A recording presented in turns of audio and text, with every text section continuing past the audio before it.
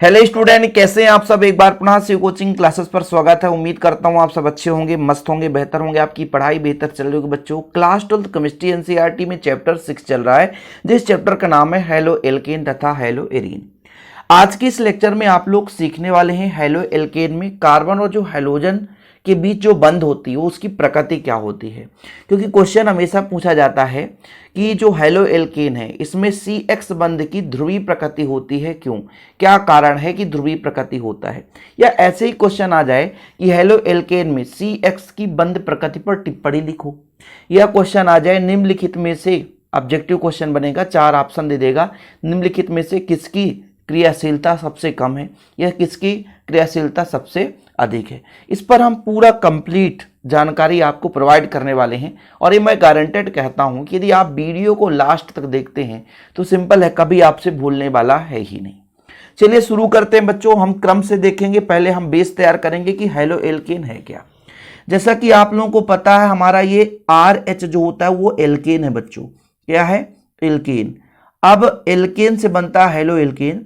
जैसे यहां से H को निकाल दिया जाए, H को माइनस कर दिया जाए और भैया X जुड़ जाए, मतलब हैलोजन परमाणु जुड़ जाए, तो आपका RH बनता है। इसे बोलते हैं हेलो एल्केन। क्या बोलते हैं बच्चों?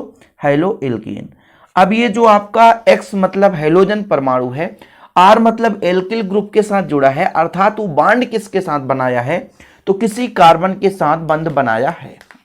जैसे एग्जाम्पल के तौर पर मैं ले रहा हूं C2H5Cl, C2H5Cl, तो यहां पर ये जो आपका कार्बन हो जाएगा CH3, CH2 और Cl, यानी जो क्लोरीन है वो कार्बन के साथ बंध बनाकर रखा है।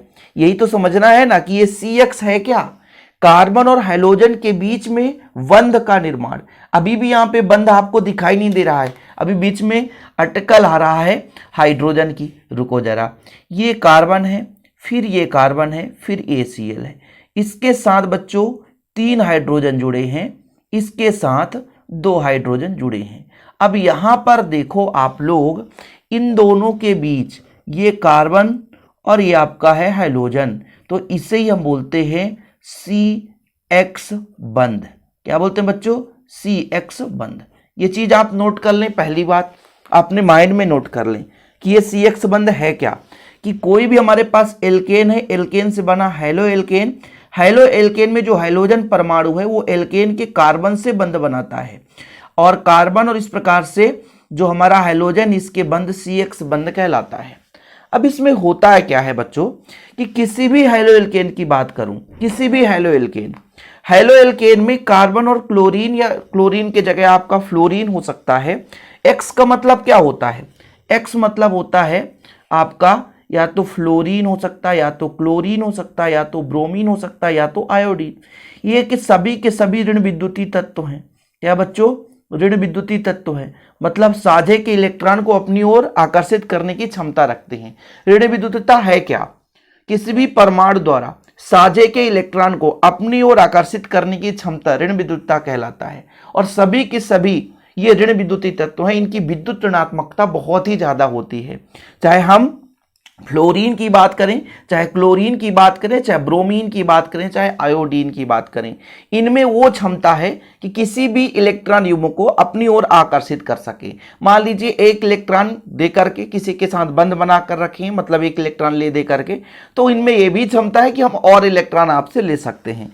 तो साझे के इलेक्ट्रॉन को अपनी ओर, जो इलेक्ट्रॉन युग्म होगा उसके इलेक्ट्रॉन युग्म को अपनी ओर आकर्षित करने की क्षमता कहलाती है बच्चों ऋण विद्युतता।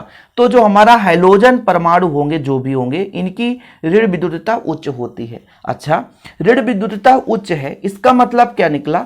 इसका मतलब ये निकला कि किसी से इलेक्ट्रॉन आसानी से ले सकते हैं, किसी से इलेक्ट्रॉन आसानी से ले सकते हैं। जैसे हमारा ये कार्बन है बच्चों, ये कार्बन किसी अन्य से बंध बनाकर रखा है। मैं यहाँ पे CH3 बना देता हूँ, और यहाँ पर H और H, और इधर मेरा मान लीजिए क्लोरीन है। अब आप देखो जरा, यहाँ पे ये कार्बन के साथ जुड़ा हुआ है क्लोरीन, यहाँ पे क्लोरीन की जो ऋण विद्युतता बहुत उच्च है। तो यहाँ पे जो 2 इलेक्ट्रॉन हैं जो कि एक दूसरे के साझा से सहसंयोजी बंध बना है, तो इस इलेक्ट्रॉन युग्म को अपनी ओर आकर्षित करने की क्षमता रखता है। कौन? क्लोरीन। अब ये आंशिक रूप से इलेक्ट्रॉन को अपनी ओर ले लेता है। कहीं ना कहीं कुछ मात्रा में परमाणु पर क्या होगा भाई, जब इलेक्ट्रॉन लेगा तो जो इलेक्ट्रॉन लेता है तो उस पर कौन सा चार्ज आता है, आप ही बताओ ना, उस पर ऋण चार्ज आता है, और जो इलेक्ट्रॉन देता है उस पर धन चार्ज आता है, मतलब प्लस आता है। तो कहीं ना कहीं आकर्षित कर लेता है, मतलब CX बंध बना है। C मतलब एक कार्बन हो गया, X मतलब हाइड्रोजन परमाणु हो गया। इसमें आप सबको पता है भाई कि इलेक्ट्रॉन युग्म तो होंगे ही, ठीक है। ये CX बंध बना है, इसमें युग्म का मतलब हो गया जोड़ा, एक इलेक्ट्रॉन ये इलेक्ट्रॉन, इसके इलेक्ट्रॉन को अपनी ओर आकर्षित कर लेता है। जब ये अपनी ओर आकर्षित करेगा तो इस पर आंशिक ऋण आवेश आएगा और इस पर आंशिक धनावेश आएगा, ठीक है। इस पे यहां पे ऋण लिख देते हैं। तो जो अपनी ओर इलेक्ट्रॉन को आकर्षित करेगा, जो अपने ऊपर ग्रहण करेगा, उस पर ऋण चार्ज का उत्पन्न होना और कार्बन पर धन चार्ज का उत्पन्न होना ही इसकी ध्रुवीय प्रकृति कहलाती है। क्या कहलाती है बच्चों, ध्रुवीय प्रकृति कहलाती है, ठीक है।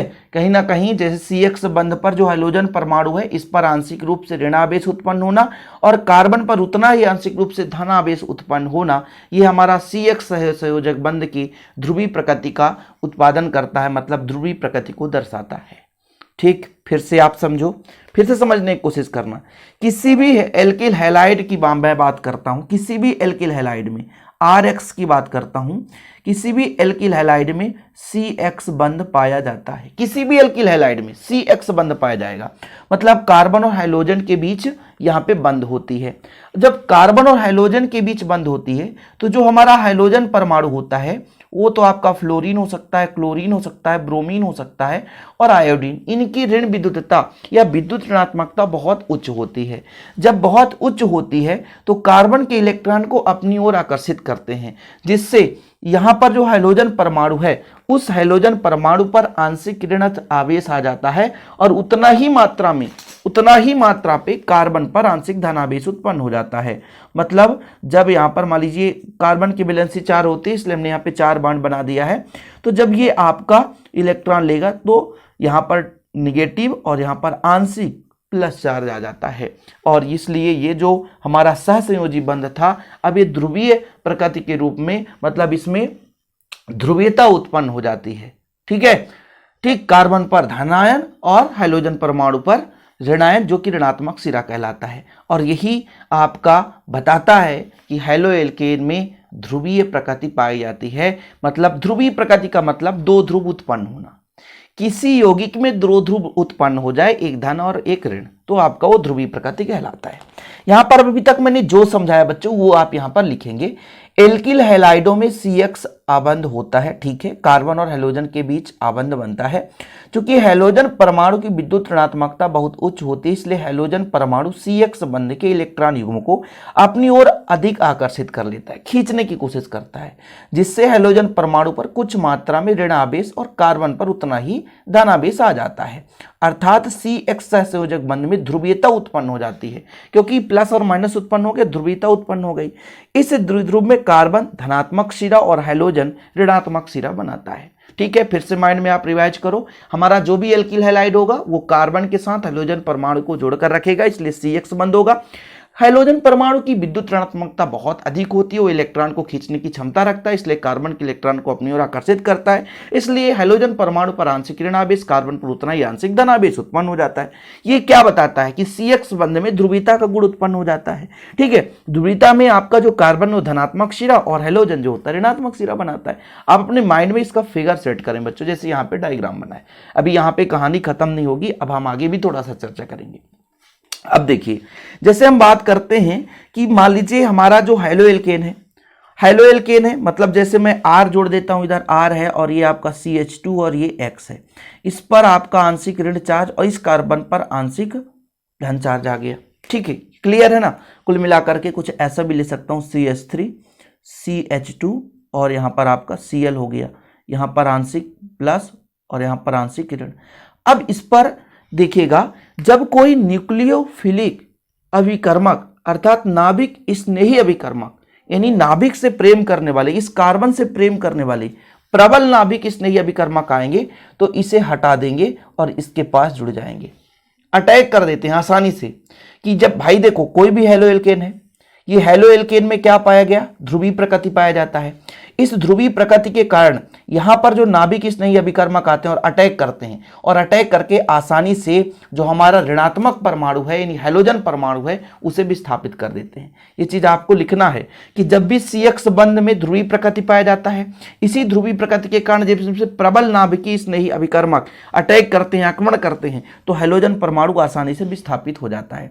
वो हो सकता है जैसे आपका NH2 1 निगेटिव हो गया, OH1 निगेटिव हो गया। ये ऐसे अभिकर्मक हैं जो इस हैलो एल्केन के केंद्रीय धातु परमाणु पर, केंद्रीय परमाणु पर, धातु नहीं बोल सकते हैं, केंद्रीय परमाणु पर, कार्बन पर अटैक करते हैं, तो हैलोजन परमाणु को विस्थापित करते हैं, स्वयं क्या करते थे बच्चों, जुड़ जाते हैं। तो इस प्रकार से यदि CX बंध में ध्रुवीय प्रकृति है, जिसमें प्रबल नाभिक स्नेही अभिकर्मक आते हैं, तो आक्रमण करके उनको सरलता से विस्थापित कर देते हैं। अब जैसा कि सबको पता है कि हैलो एल्केन में आपका मोनो हैलो एल्केन हो सकता है, di halo alkane, tri halo alkane, तो ये तो सिलेबस से बाहर है।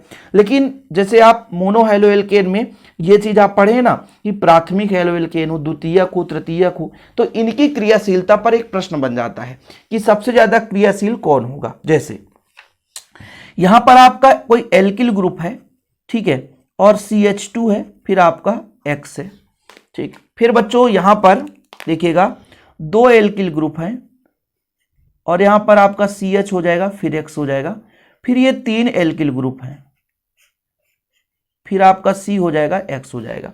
ये आपका फर्स्ट डिग्री होगा क्योंकि इसके साथ केवल एक ही कार्बन जुड़ा होगा, इसके साथ 2 कार्बन जुड़े होंगे, ये सेकेंड डिग्री होगा। इसके साथ 3 कार्बन, मतलब 3 एल्किल ग्रुप 3 कार्बन से बंध बनाकर रखा है, तो ये 3 डिग्री हो गया। तो इसका नाम कर देते हैं बच्चों प्राथमिक हैलाइड, इसका हम नाम दे देते हैं द्वितीयक क्योंकि 2 कार्बन से जुड़ा हुआ है, इसका नाम दे देते हैं तृतीयक। अब इसमें यह बताना है कि सबसे ज्यादा क्रियाशील कौन होगा। तो चूंकि आप सबको पता है ये जो एल्किल ग्रुप होता है प्लस आई प्रभाव दर्शाता है, मतलब इलेक्ट्रॉन को इधर ऋण विद्युतीय तत्वों की ओर विस्थापित करने की कोशिश करता है, ठीक है। मतलब जैसे यहाँ पर एक एल्किल ग्रुप है तो कोशिश करेगा एक ही प्रभाव डालेगा, इसमें 2 एल्किल ग्रुप है तो यहाँ पर 2 प्रभाव पड़ रहे हैं, यहाँ पे 3 एल्किल ग्रुप है तो कहीं ना कहीं 3 एल्किल ग्रुप प्रभाव डाल रहे हैं। तो आसानी से किसको हटाना थोड़ा सा कम एनर्जी के द्वारा हमारे लिए सरलतम होगी, बताओ जरा।